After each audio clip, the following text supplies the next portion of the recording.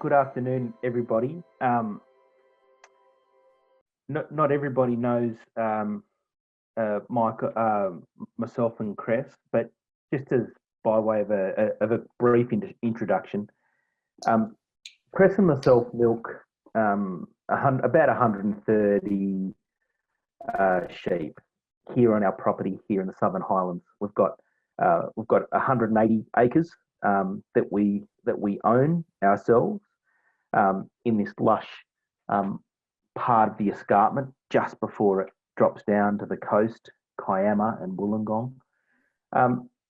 We get very high rainfall here, so we get about 1.8 metres of rain a year, and most of the operation is just done by Cress and myself.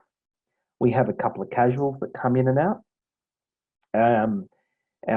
Our business is probably a third farmers market, a third restaurants, and a third retailers. We believe that we live in a very special part of the world, and our farm and our animals are very important to us, and we really want that to express itself. Our whole farm. We want our whole farm to be expressed in the cheese that we make.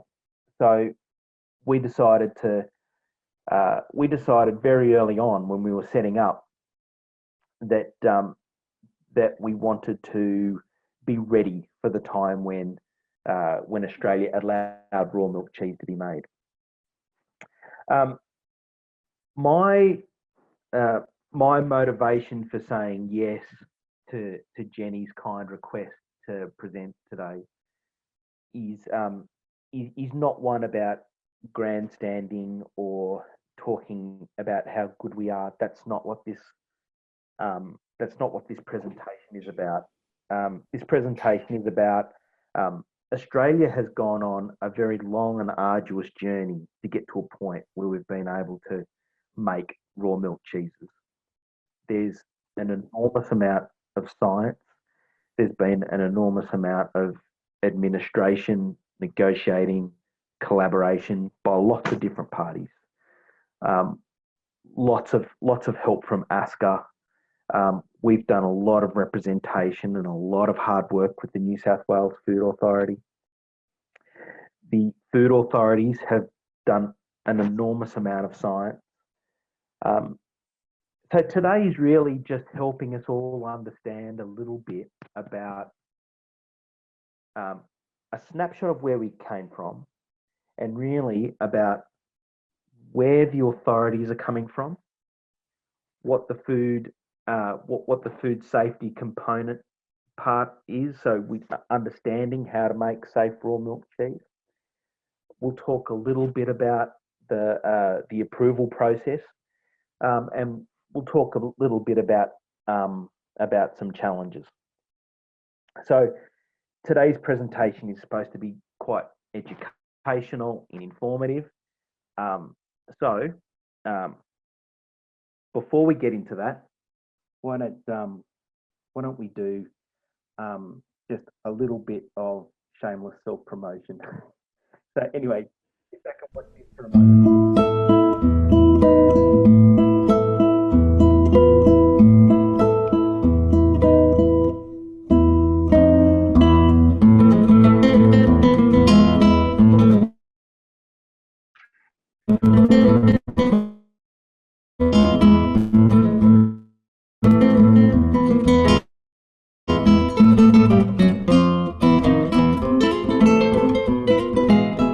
Yarrawa is Australia's first raw milk cheese.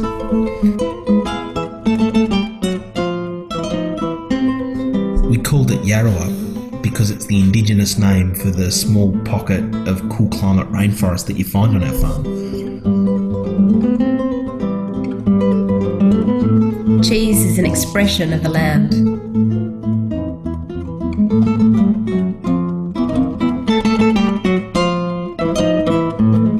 It's the only food which allows you to taste the entire story, from the big picture, the pasture, the seasons, the animals, right down to the microbiological level. What makes this type of cheese totally safe is that it has a mandatory maturation period, and over that time all the potentially harmful bacteria die away.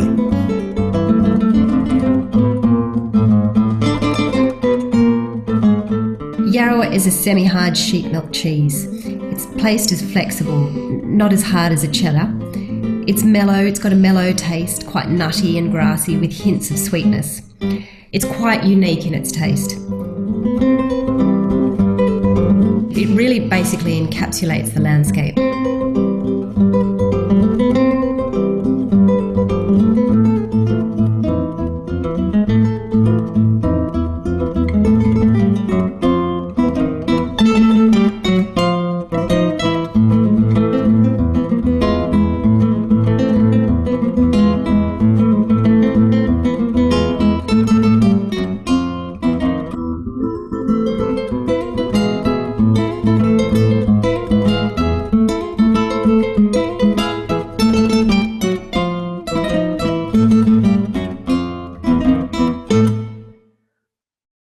Thanks for watching that. I'm hoping that this year's crop of oats is going to look as good as that one was, as that one did. So, but the real reason why I showed that video is basically just to answer the why piece. You know, why some people, perhaps not so kindly, would say, why would you bother making raw milk cheese if it's that difficult, and if there are that many hoops to jump through? Well, why would you bother? Well, I think it's really important for both us and for the industry. But let's just talk about us. Our strength being a single source farmhouse artisan cheese making operation is terroir and provenance. So they're the things that we have that the big guys, or even imported cheeses to maybe even a lesser extent, but still, they're the sorts of things that are unique to us. It's the things that are really important to our restaurant customers, and it's the reason why people keep coming back to us every week at farmers markets, because they know where their product comes from. And so, you know, terroir and provenance, especially terroir, has sort of been that elusive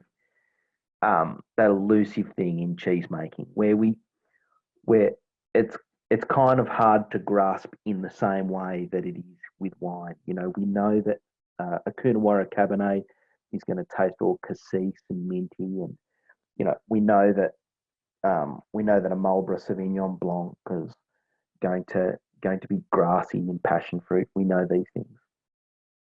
So how do we bring the same concepts to cheese making? It's not as straightforward, that's for sure. But I read recently the book by Bronwyn Percival about real cheese, and she says, and it's something that struck Cressida and I very strongly, that cheese is the only food stuff that can represent an entire farming system on a plate. So for us, if you taste some of our Yarrow, which is pictured there, which we're now making in a larger format, you can see that. Excuse me. It is going to be different depending on what time of the year you're buying that cheese. We know that the season is going to play a large part, especially in a cool climate area like what we have, where we have frosts, and we've got, you know, reasonably warm summers. We know that there's going to be different microbiology around the farm, depending on whether it's the hot humidity of summer compared to the cold dryness of winter. We know that there's going to be different pastures that are going to be growing in different times of the year, and sometimes we'll have different crops. We know that especially with a seasonal animal like sheep, we know that the lactation cycle matters greatly. We know that right now, our milk is. I haven't tested it actually recently for its composition, but I'm imagining that the fat content is probably, double digits or close to.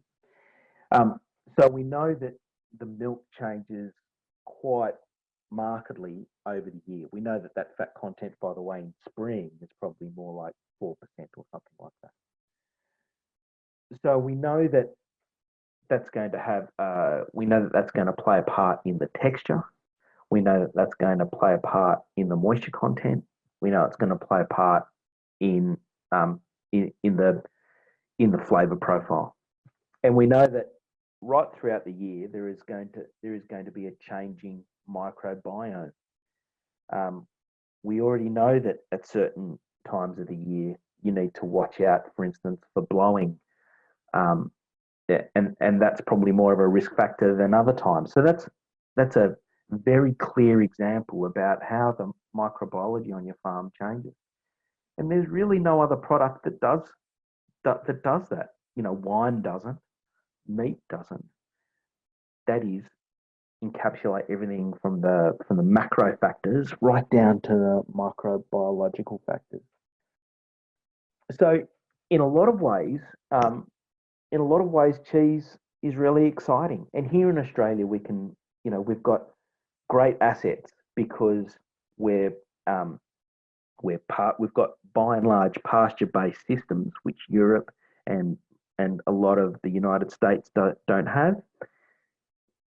Our animals are being grazed on grass by and large in dairy systems here in Australia.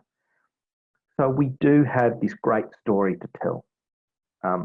And raw milk cheese, in our opinion, is the best way to express that in a particular cheese. We also know that there can be a sameness in certain styles of cheese. If you've got the same animals, you've got the same industrial cultures. There's a limit to the interesting variations and flavors that you can get out of those scenarios. So a raw milk cheese in a scenario like ours, it's very different. You can see in that picture that there's a little luggage tag that we attach to our cheeses, our raw milk cheeses. So this one says late spring, it tells us the make date, and it tells us that the sheep were eating ryegrass at the time. So, it's a little thing that starts to help people understand what a cheese will do at certain parts of the year. It's really important that we have a chat right up front about what is raw milk cheese. So the popular definition, which I don't seek to change, it is what it is.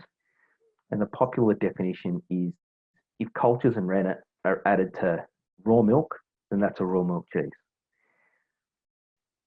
Let's pop that aside for a moment, because as soon as we start to talk about food safety and we start to talk about the food authorities, their definition of a raw milk cheese is something very different. It is a brand new category. Raw milk cheese to FSANS and the state-based authorities is a cheese that's neither been pasteurised or thermised, and where the curd remains uncooked. So, and in that way, we do have a brand new category, and at the moment, it doesn't give me much joy actually to say that we're the only ones that have been approved to make a couple of cheeses, which is our semi-hard and the feta. And one of the things that I really hope is that some of the people listening to this webinar today will feel that extra little bit of motivation to make the next step and to make uncooked raw milk cheeses, uncooked curd raw milk cheeses themselves. We certainly don't want to be the only ones in Australia. We're happy to be the first, but we don't want to be the only ones. And we're happy to share our information and happy to support others in the industry.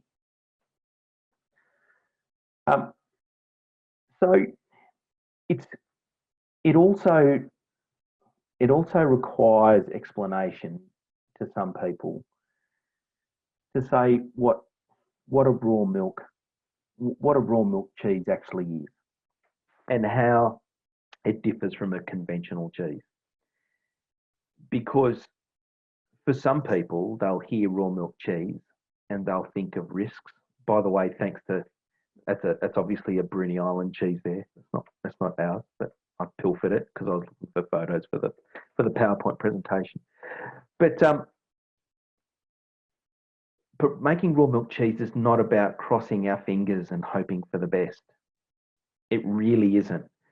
Conventional cheese obviously inactivates pathogens by pasteurising the milk.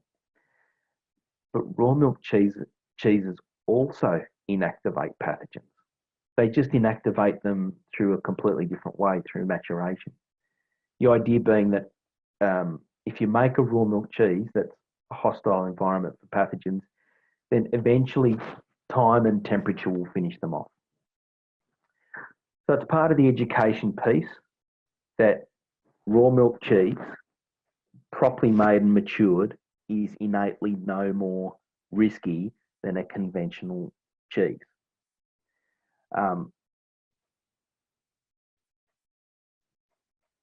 What makes a safe cheese? Well, we've just spoken about that a little bit.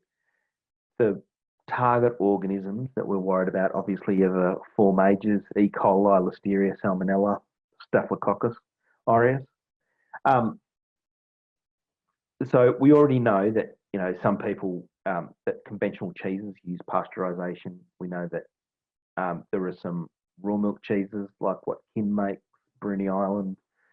I think Woodside have from time to time, Marook Farm. There's quite a few people in Australia making cooked curd cheeses that quite rightly are called raw milk cheeses, but they are cooked curd.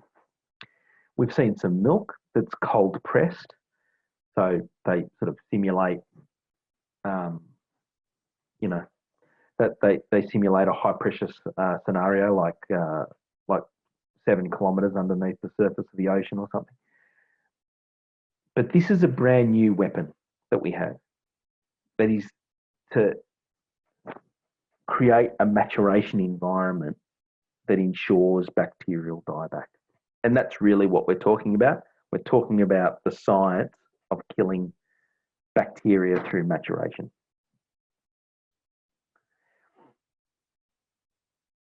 I won't spend too much on this slide, only to say that the history of raw milk cheese in Australia has been very ad hoc. We had some exemptions here, some exemptions there. We had the great Wilstud Roquefort funeral. Then there was the exemption that was made in the Food Standards Code to Roquefort. We saw brand new cheeses in the category, like Bruny Island C2. But again, we had this higgledy-piggledy ad hoc scenario, and we really got to a point where, in 2014, 2015, there was a new raw milk cheese standard finalised by FSANZ. And it had to be so. I mean, for years we had this unlevel playing field. We had obviously cheeses like Gruyere, Emmental, Roquefort being imported into this country where near identical local products remained illegal. And to this day, to this day, there's no clear mechanism by which Australian cheesemakers could make a Roquefort. So it's right that it was dealt with, and it was right that we spent an enormous amount of science, that FSANZ and the Food Authority spent an enormous amount of science to ensure that that we levelled out that playing field, and that Australian cheesemakers had an opportunity to make raw milk cheeses. But really, these were just baby steps. So in 2000, well, I think it was very late 2014 actually, but anyway, let's say 2015, the FSANZ code was amended so that Australian producers were now able to make raw milk cheese. And to avoid the problems that had been seen in the UK and Europe and the USA, there was a focus on two big major qualifying criteria. One, that there would be a clean final product, and that B, that final product couldn't be a reservoir for new pathogens. And I think a lot of us, including a lot of the people listening to this webinar, all sort of looked at each other and thought, well, that's great, but there was just simply no regulatory framework that we could implement that. It left us, the landing of the new the new amendments to the code really left us in a position that was no different than what it was before. It essentially laid out a process where it would cost many, many thousands of dollars for cheesemakers to do challenge tests in order to fulfill the requirements set down by the code. So, work to do yet. Well, before we go into how we got from the amendments to where we are today, we really need to understand the mindset of the food authority. We need to understand what the international context is as well. So in the UK, they've had some 8 outbreaks since 1983, most of them E. coli. We've seen some argy-bargy recently between in Scotland between a food authority and cheesemakers, where the environment had gotten a bit hostile. It must be said, and that's a scenario that we really need to avoid in this country. We do not need to have an adversarial approach with our food authorities. But in any case, the approach overseas seems to focus on STECs for those not familiar with that term, Shiga toxin, E. coli, producing E. coli, and that is sort of a bit of a canary down the coal mine test for a lot of raw milk cheeses over there. In the USA, between 2009 and 2014, I couldn't find the data to strip it out, but anyway, there were 14 deaths from cheese, both raw milk and pasteurised. In the US, rather than a highly frequent testing regime, they focus on a 60-day rule. And I've got to say that neither the UK or the USA systems seem very adequate to me, and there's no real clear guidelines about which cheeses some of these things should apply to. There aren't the sort of programs in place to measure the high quality of the milk in all of those jurisdictions we were talking about. And where they do talk about maturation conditions, like in the USA 60-day rule, it's not absolutely clear what time and temperature well, you've obviously got 60 days, but it's not clear what temperature those cheeses must be held for during those 60 days. The upshot is that in Australia, we can do much better than this. We must do better than that. We must have a scenario where people can be confident that they're eating safe raw milk cheeses. and I'm confident that we're getting there. I won't focus on the doom and gloom too much, but we need to understand that what the authorities have got in their head. In Australia, there's probably two recent tragic circumstances. One where the consumption of raw bath milk resulted in the death of a young child, and where in 2012 the Gindi listeria outbreak was associated with 3 deaths and the loss of an unborn child. In both of these scenarios, we either had milk that wasn't of particularly high quality, and on the other hand, with Camembert, we've got a cheese which is high pH, high moisture, low salt, a risky cheese. There's a few points to make here.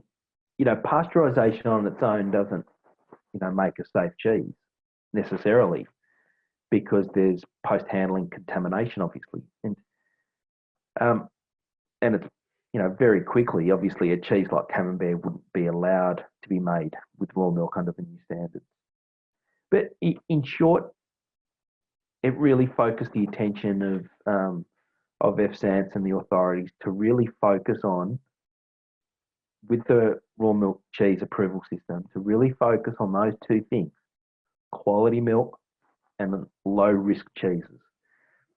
And I think that page pretty much sums up where their mentality is. And of course, when we need to remember these things as first principles. Of course we must, when we're making raw milk cheese. We need to, it almost goes without saying that, there's got to be milk of exceptionally high quality, where there's good hygiene standards, where the process and extraction systems on farm and in factories are absolutely pristine. And especially at the outset, we need to be making sure that the raw milk cheeses that we make are low risk cheeses. So these are cheeses that have got combinations of low pH, high salt, low water activity. We need to make cheeses that are a hostile environment for bad bugs. So this gave rise to the fact that we needed to consider a new way of making cheese and understanding what makes a safe cheese. We already know that about the environmental conditions that we are detailed in the previous slide. So we know that to avoid the experiences of other places in the world, we need to start off with quality milk. We need to have a low risk cheese, secondly, that cannot be a reservoir for pathogens or pick up new pathogens. But that brings us to the third piece of the puzzle that helps us make raw milk cheese safe. And that is to understand how the pathogens grow and die back in particular cheeses and their maturation environment.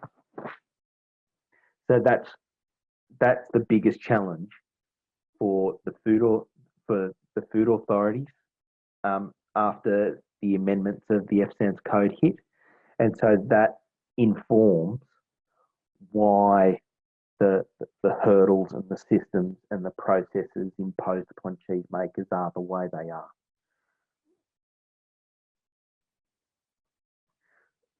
So, in other words, rather than rely on the blanket one-size-fits-all rule like what has happened in other international contexts, the Australian authorities proposed in this environment to apply heavy advanced science, which is already understood, in order to help us make safe raw milk cheese. And I don't think we can, when it comes to the institutional memory of the Food Authority, we can't underestimate what a big deal. And salami is a very good uncooked fermented meats. They're a very good example to put up here because they share many of the attributes and the risks that raw milk cheeses have. So how did the food authorities? How did they get to a point where they have got where they've got confidence in the uncooked fermented meat industry? Well, they've got four steps here. So the first is that they identify the most high risk organisms. For them, it's E. coli. So then they broadly categorise UCFM, so salami, into four different types. So some of them have got more fat, some of them are higher pH, some of them have got less moisture, some of them have got more moisture. But broadly, they categorise them into four types. That then informs them of a process that they should undertake. Then they essentially test every batch of raw meat going in for E. coli, and then they test every batch of salami or other UCFM product going out. Every batch gets tested for E. coli twice, going in and coming out. And really, that's a scenario that that many of the authorities thought was going to be a pathway for Australian raw milk cheese. And it's not the worst option. It's not the worst option in the world, but it doesn't necessarily fit in with the way that cheese testing systems and frequencies happen today. But the notion of taking a canary down the coal mine, sentinel species, and test it every time, which is essentially what they do in many other parts of the world when it comes to raw milk cheese, is it'd be arduous, but it is a method of addressing concerns when it comes to raw milk cheese. I think that where we've got to is a much more satisfactory landing point, but it's just important to know that either you have a scenario where you pick a target organism and you test every time, or, for instance, with Australian raw milk cheese, we spend a lot of time and effort and science understanding precisely what sort of cheese we're dealing with, and then target a set of parameters and testing frequency to that particular cheese. So they're the two paths we could have gone down. So how do we establish the pathway that we've got today? Well, thankfully, Dairy Food Safety Victoria, New South Wales Food Authority, and FSAN, they co-commissioned the development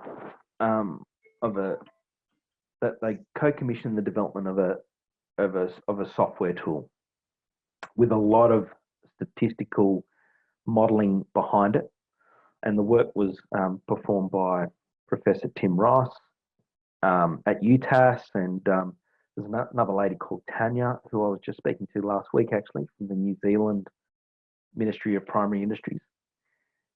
But they did a lot of work and adopted a lot of science that helped us understand, especially that part of how pathogens can grow in a raw milk cheese and how they die back and under what conditions that might happen.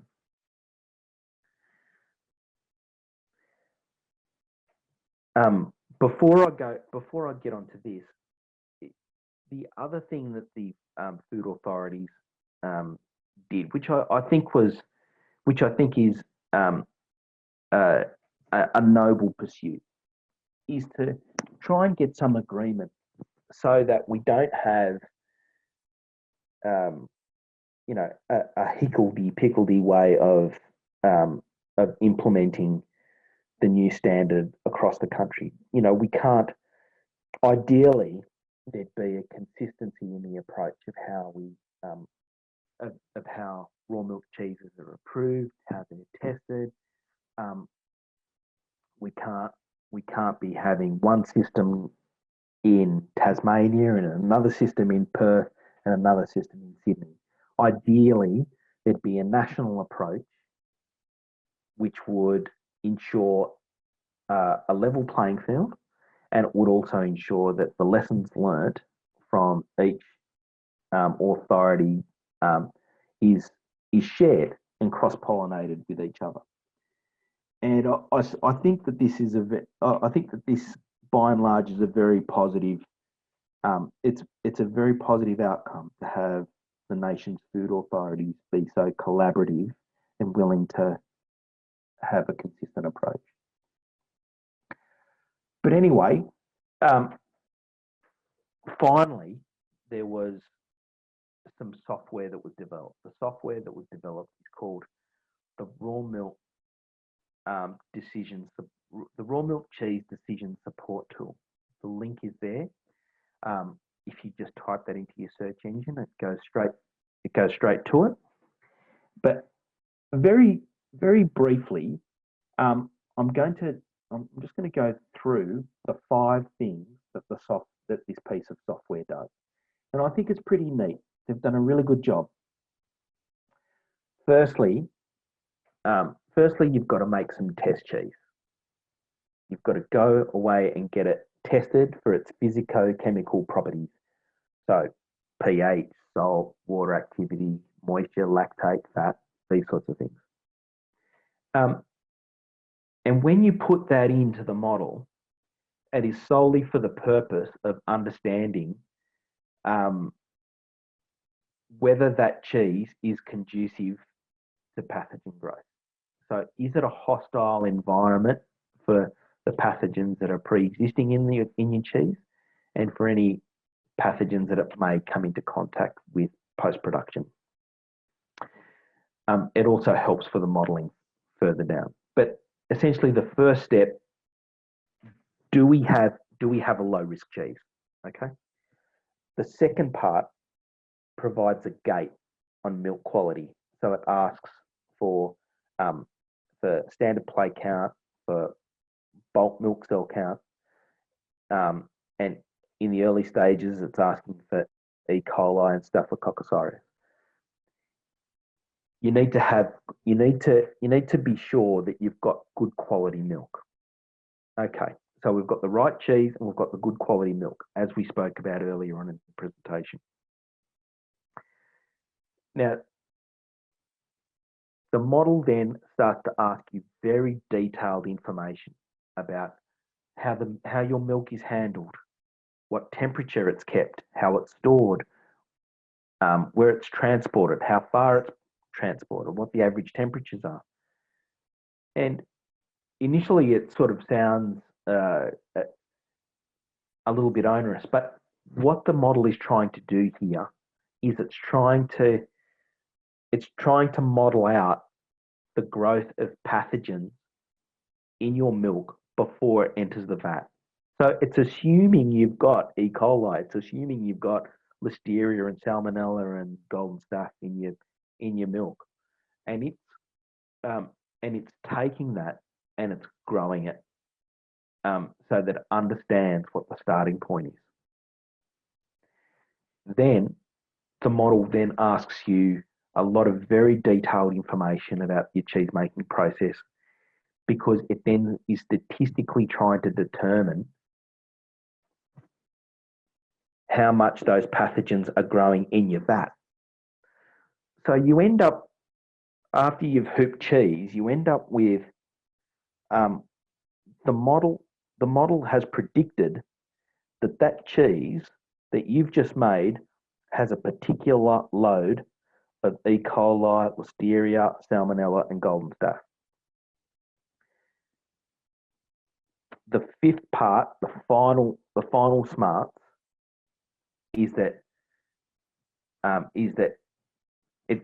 I mean, it's now just it's already it's already calculated the growth of pathogens.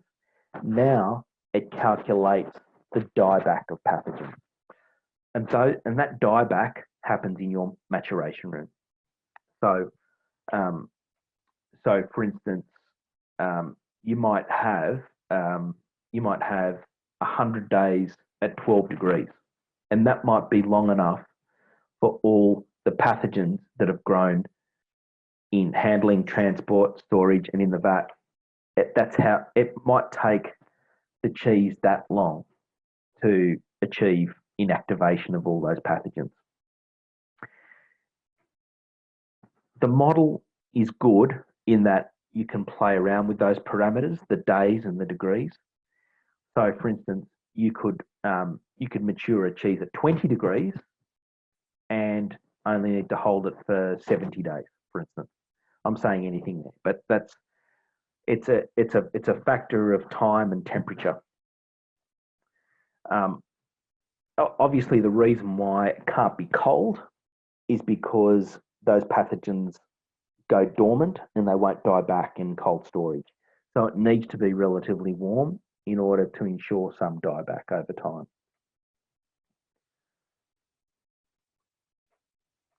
When we spoke to Tim Ross, and when we've spoken to some of the other people that were very instrumental in the creation of the tool, we found that if a raw milk cheese is made properly, then it is no more risky than any other forms of cheese. That is, that the pathogen inactivation by maturing in this way is no less effective than pasteurization.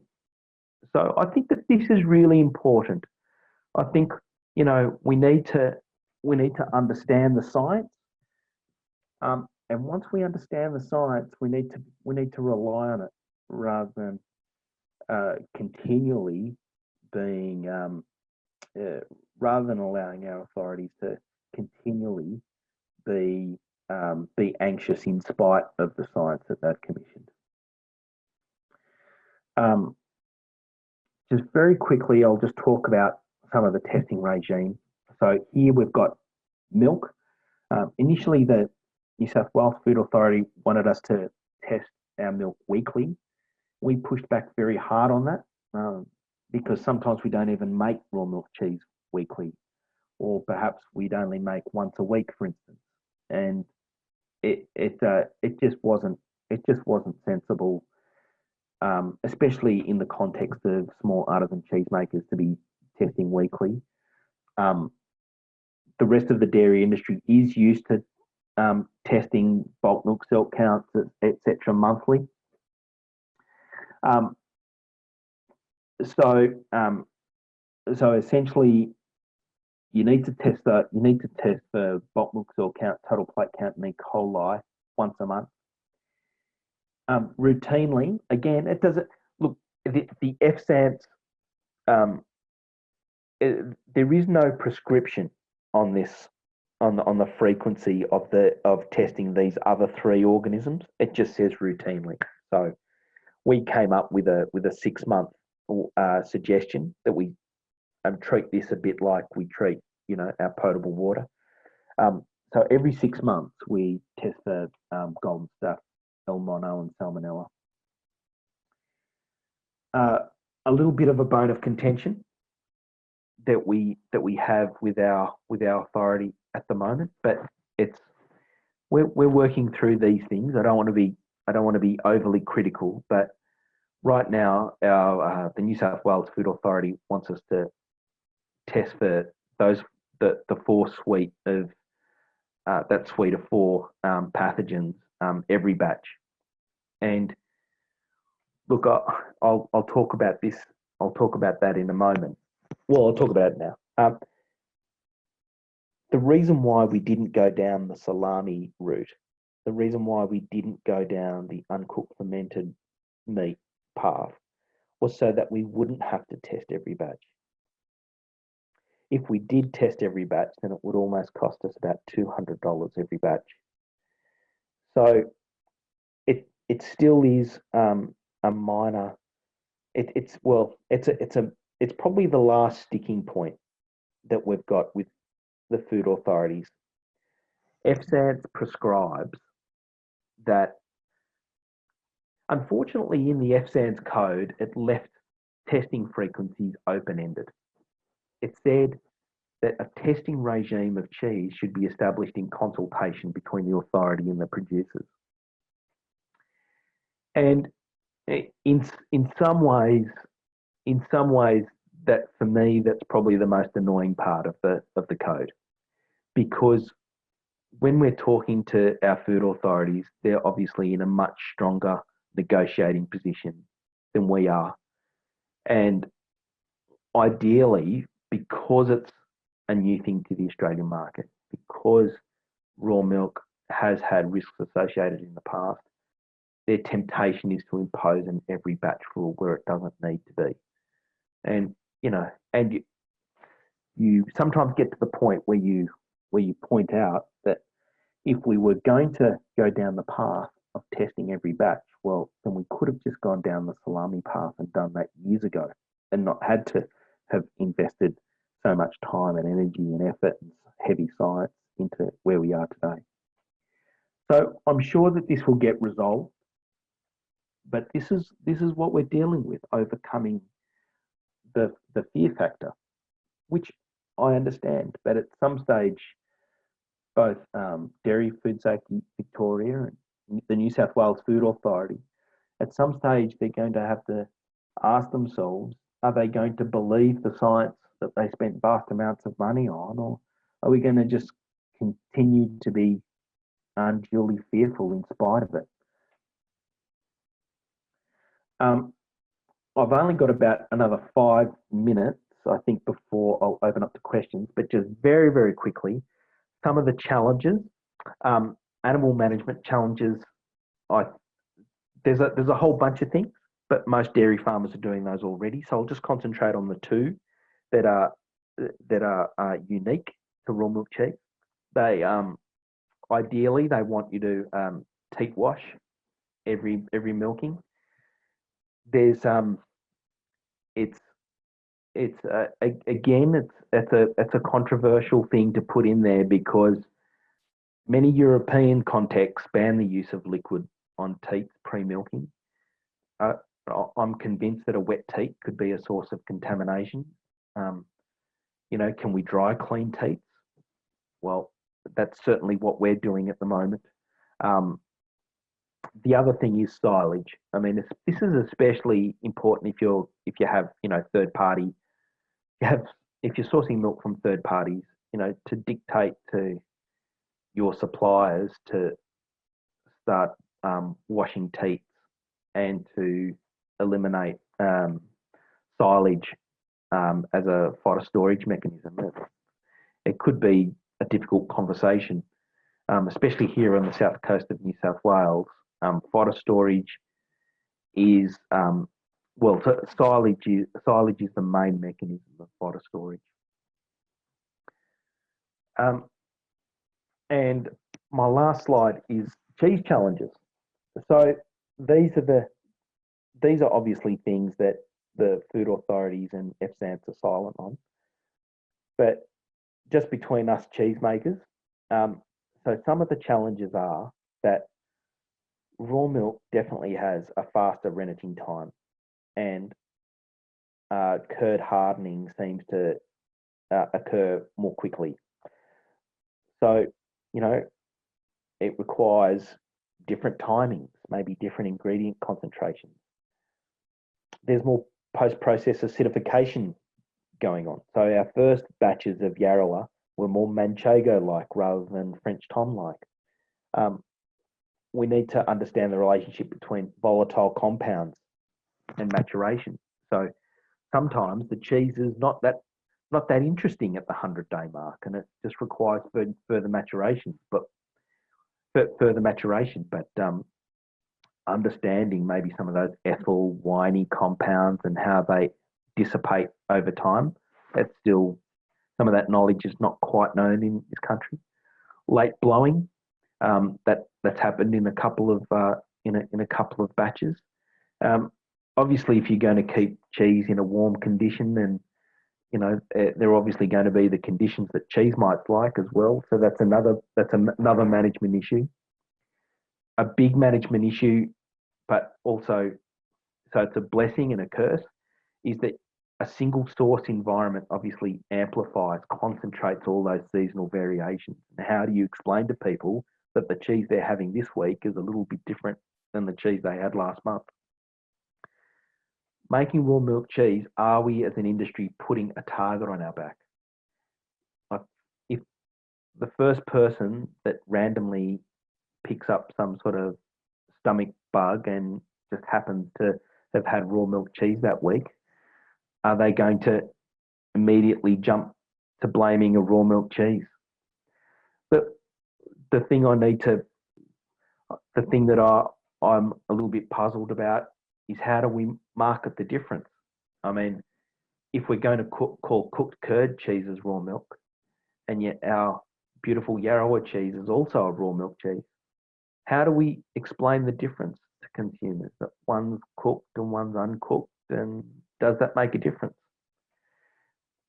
Obviously, in a cheese making context, we've had to have separate rooms, so we mature our raw milk in a separate room, and we've also moved to hand salting rather than brining to avoid cross-contamination.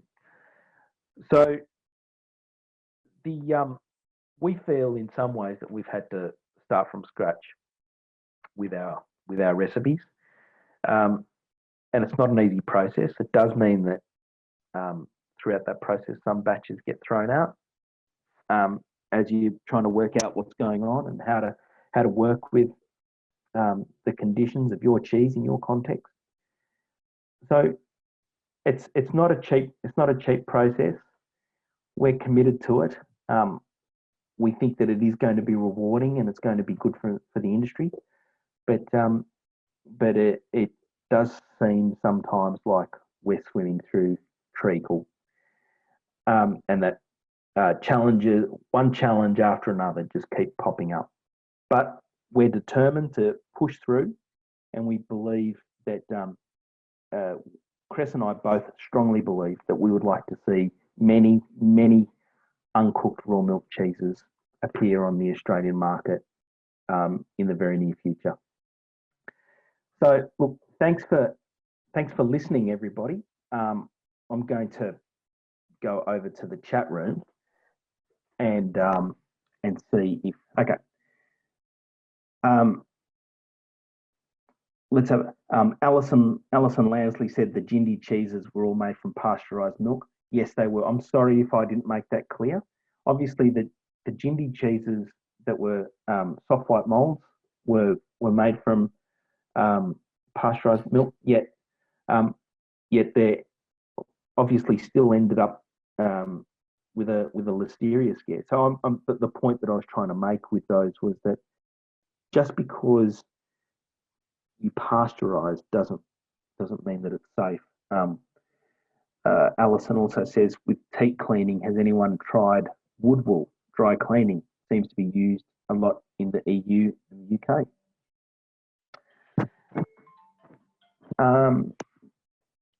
Burke Brandon says, you make silage. Is this fed to milkers?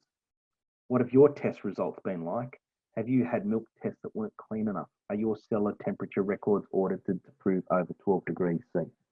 Okay, so Burke, we do make silage, and we make silage to get us through those deep winter months.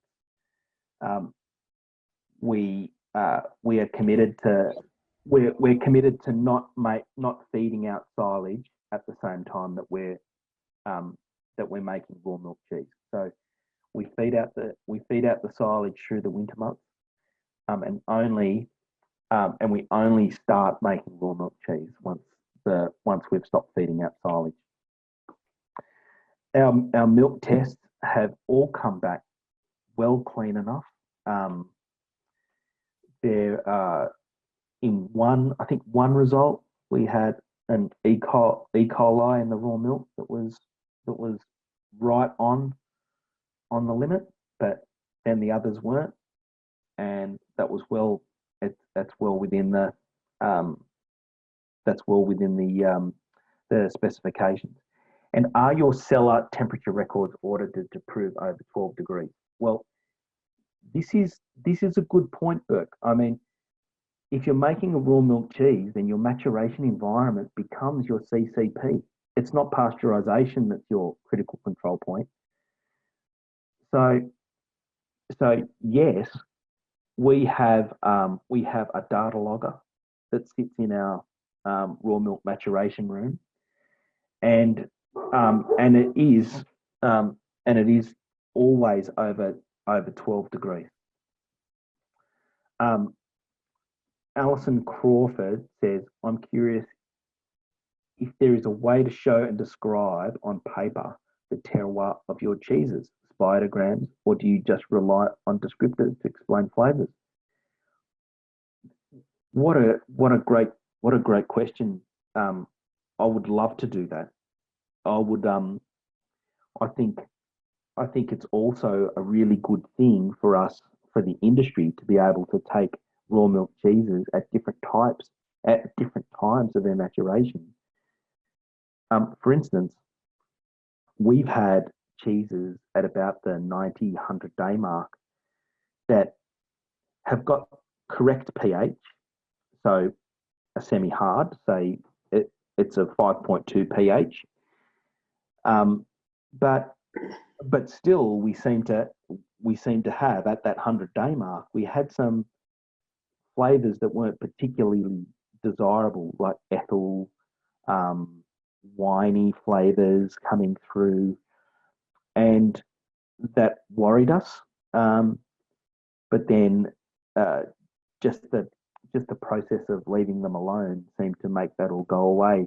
But I think I think it would be very useful, not just from an end product, but also through maturation, to understand, for all of us to understand, how does a cheese change through its maturation? What things just require a cheese just to be left in the maturation room a bit longer? So I think that's really interesting. Absolutely, we'd really love to get to a point where we understood the seasonal variation in our cheese, so we could say to people, see, that one was made this time of the year from that pasture, and this is why it tastes like that. So anyway, we'll put that on the things to do. But I think that's an absolutely fantastic suggestion. By the way, Nick Haddo put on social media last week about his cheese and how it's come out so special because of what they fed the cows during the fires down there. Yeah, right. Yeah. Interesting. So Burke's asked another question there. Yeah, Burke asks, does keeping semi-hard natural rind cheese too long result in a final pH too high? Not that I've noticed, Burke. But it's an interesting point, and it's something to keep an eye on. I'm happy for any thoughts or questions or feedback.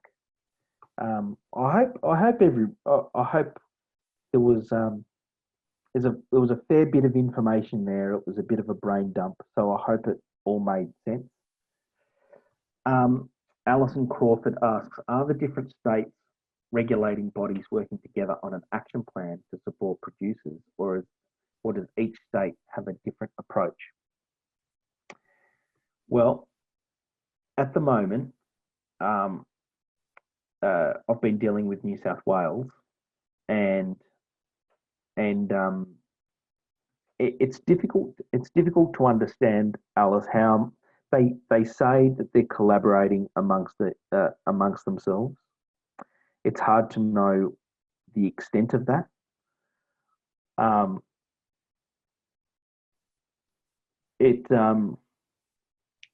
That the food authorities want they want people to make raw milk cheese.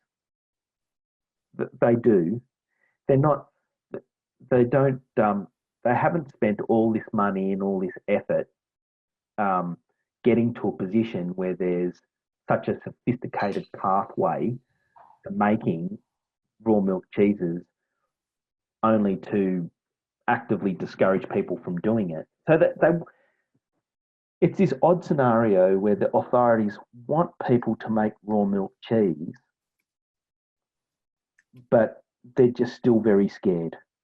They're just still very nervous and very anxious about it all.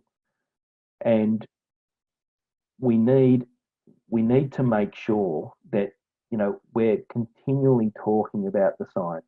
We know that this is a very important point I didn't quite make. We know that the people that made the statistical modelling in the software, they did so purposefully and deliberately conservatively.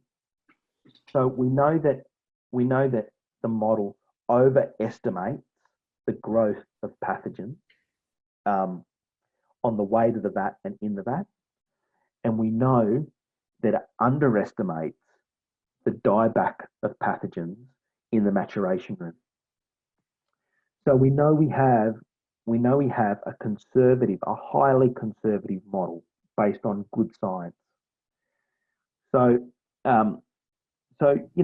we need to back it, and we need to make sure that we need to allow space for our food authorities to become a little bit more comfortable and less scared by the prospect of more raw milk cheese in this country.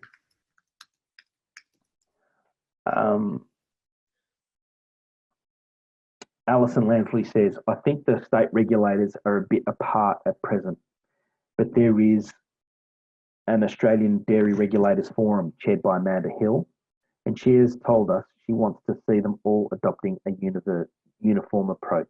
Here's hoping. Well, here, Alison, I completely agree.